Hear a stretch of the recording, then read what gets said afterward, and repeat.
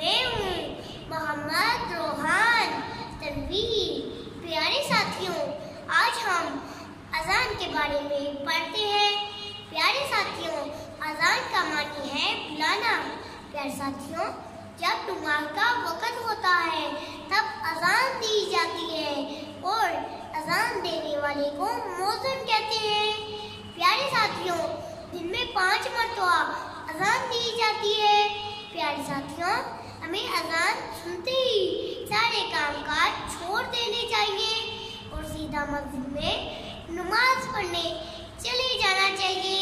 प्यारे साथियों, जमीन पर कोई भी सेकंड ऐसा नहीं गुजरता जब दुनिया के किसी हिस्से में अजान ना दी जाए।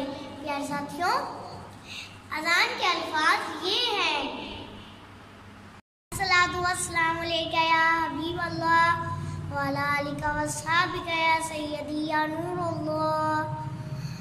अल्लाहु अकबर, अल्लाहु अकबर, अल्लाहु अकबर, अल्लाहु अकबर।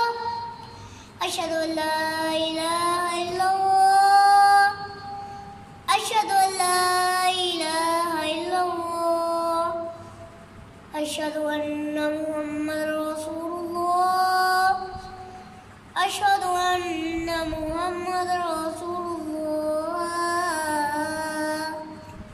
हय्या अलस सलाह, हय्या अलस सलाह, हय्या अलल फलाह,